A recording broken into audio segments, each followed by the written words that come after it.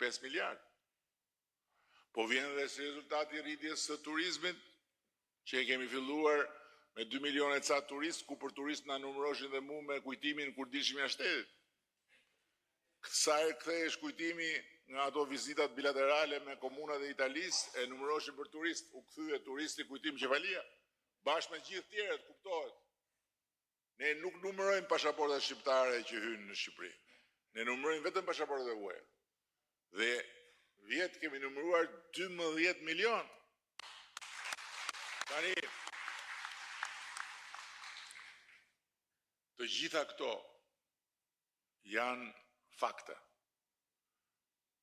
Nuk janë të mjaftueshme për çfarë duam të bëjmë, po janë fakte. Dhe nuk mund të çohet askush që thot me plot gojën është rrit korrupsioni dhe s'ka qenë kur korrupsioni siç është sot, sepse kjo është një gënjeshtër shumë e madhe. Se po t'ishte rrit korrupsioni nuk rrite ekonomia. Po t'ishte rrit korrupsioni nuk rriteshin pagat dhe pensionet. Se nuk do ishin rritur të ardhurat në arkën e shtetit ashtu siç janë rritur.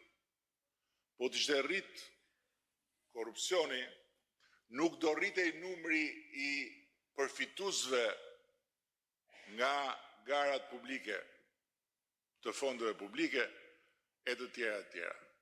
Dhe unë refuzoj me neveri këtë narrativ që nuk kanë nuk din ton asgjë tjetër, s'din bëj asgjë tjetër, po vjedhje, korrupsion, po t'ishte kështu, dhe t'ishin të vërteta këto, nuk do ndodhnin ndryshimet e mëdha që kanë ndodhur në të gjitha drejtimet. Nuk do ndodhnin.